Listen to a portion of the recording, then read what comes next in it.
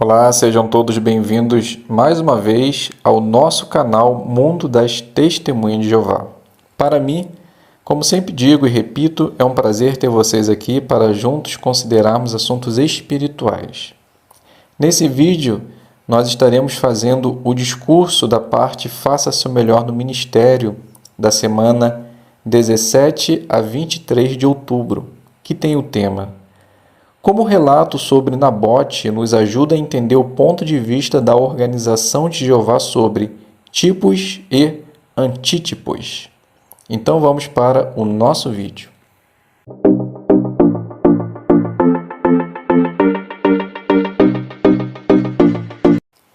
Então sejam todos bem-vindos, é um prazer ter vocês aqui conosco para junto considerarmos o discurso da semana 17 a 23 de outubro, da parte Faça Seu Melhor no Ministério.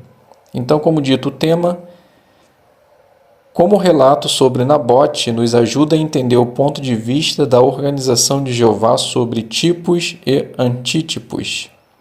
E a fonte de matéria é a revista Sentinela, 15 de 3 de 2015, página 9 a 11, parágrafo 10 ao 12. Então vamos para o nosso discurso. Durante muitos anos, o escravo fiel e prudente usou em suas publicações as palavras tipos e antítipos para tentar explicar algo do presente para o futuro, tanto envolvendo personagens e acontecimentos. O tipo é a imagem ou representação de alguma coisa que vai acontecer em tempo futuro.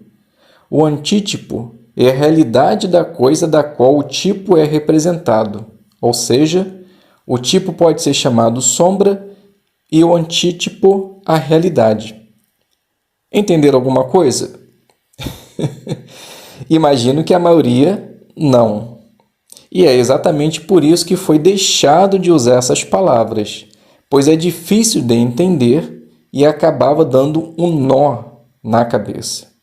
E outro motivo mais importante para deixar de usar essas palavras é que a organização viu que, em grande parte, não fazia sentido dizer que isso ou aquilo era tipo ou antítipo. Então foi necessário esperar em Jeová, assim como mostra o livro de Provérbios 10, 4, 18. A luz clareia mais e mais, até a plena luz do dia. A partir daí, eles viram a necessidade de mudar o seu entendimento, como aconteceu no caso de Nabote. Em 1932, foi explicado que Acabe e Jezabel representavam Satanás e sua organização, e que Nabote representava Jesus e que a morte de Nabote representava a execução de Jesus. Já em 1963, o livro Santificado Seja o Teu Nome disse que Nabote representava os ungidos e que Jezabel representava a cristandade. Disse ainda que a perseguição de Jezabel contra Nabote representava a perseguição que os ungidos sofreriam durante os últimos dias. Percebemos que houve muitas tentativas de achar tipos e antítipos, mas sem base bíblica para isso. A prudência tem levado o escravo a ser mais cauteloso quanto a dizer que determinado relato bíblico é uma chama profética, a menos que haja base bíblica para isso. Qual é o entendimento hoje do escravo fiel e prudente sobre Nabote? Esse homem justo morreu não porque era tipo profético de Jesus ou dos ungidos, mas porque era fiel a Deus. Ele obedeceu à lei de Jeová diante de um terrível abuso de poder. E isso pode acontecer com cada um de nós. E nem por isso somos antítipo de alguma coisa. Veja o que diz o livro de 2 Timóteo, capítulo 3, o versículo 12. Passa a nos dizer assim: de fato, Todos os que desejarem levar uma vida de devoção a Deus em união com Cristo Jesus também serão perseguidos. Qualquer servo de Jeová que quiser levar uma vida de devoção a Deus pode ser perseguido e morrer. Levando em conta o exemplo de Nabote. Simples assim.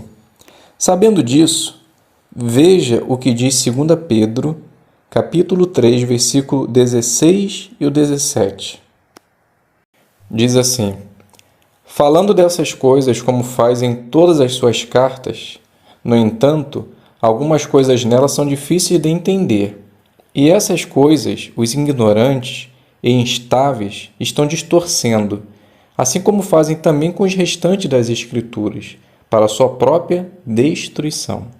Portanto, amados, agora notem, sabendo disso com antecedência, tomem cuidado para não ser desviados pelo erro dos transgressores e para não cair de sua posição firme.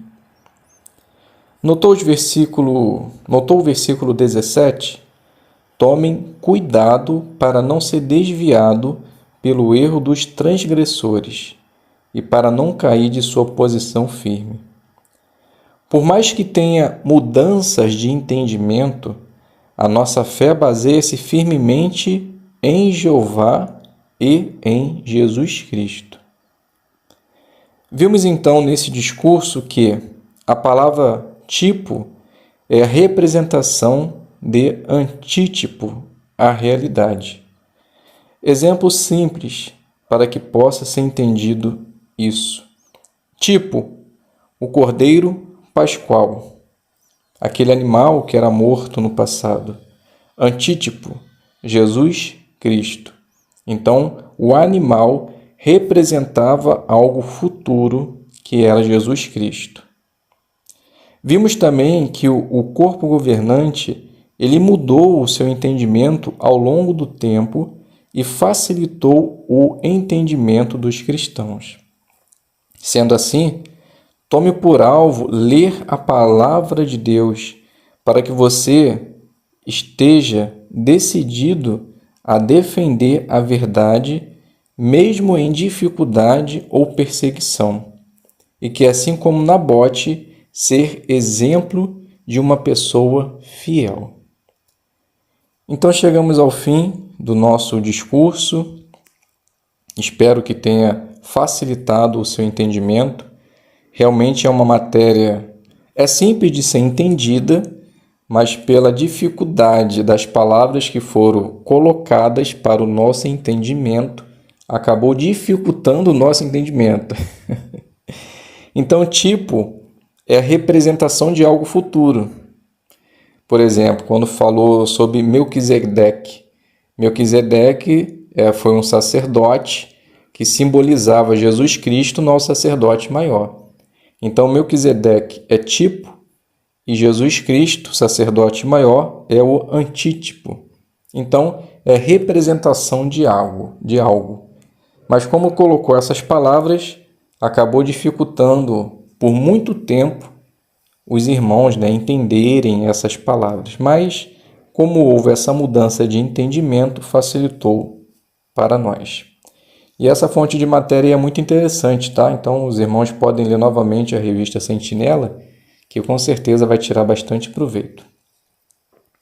Vamos fazer rapidamente a análise do ponto 14, que é do discurso, né?